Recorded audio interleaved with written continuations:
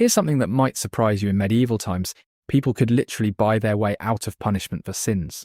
But the modern practice of indulgences in the Catholic Church, it's completely different from what most people imagine. That's quite fascinating. How exactly does the modern system work compared to those historical practices? Well, think of it like this.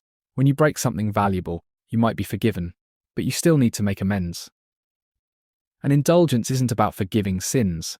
It's about dealing with what the Church calls temporal punishment for sins that have already been forgiven. So it's more about spiritual healing than some kind of divine get-out-of-jail-free card? Exactly. And here's where it gets really interesting. There are two types, partial and plenary indulgences. A partial one removes some of the temporal punishment, while a plenary indulgence, and this is huge, completely wipes the slate clean. But getting a plenary indulgence, that's incredibly challenging. Oh, tell me more about these requirements. They must be pretty strict, right? You know what's fascinating? You need to be baptized, not excommunicated, in a state of grace, and completely free from attachment to all sin, even venial sin.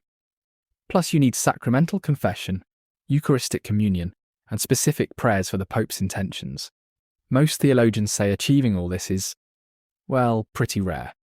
That level of spiritual perfection seems almost impossible to achieve. How does the Church handle people who might have physical limitations or barriers to participating? That's where it gets really compassionate. There are all these thoughtful accommodations. Like deaf or mute individuals can gain indulgences through mental prayer or signs.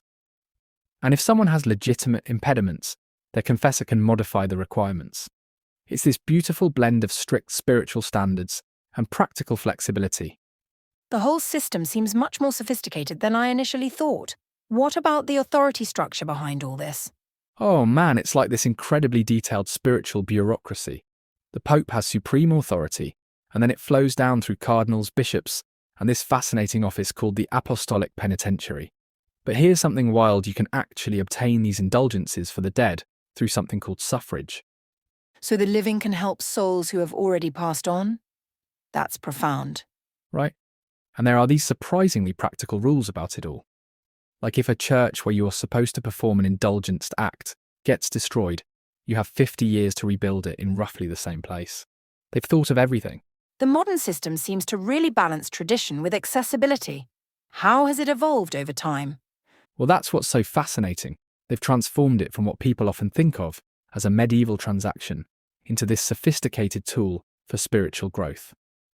You can pray in any language now, as long as the translation is approved.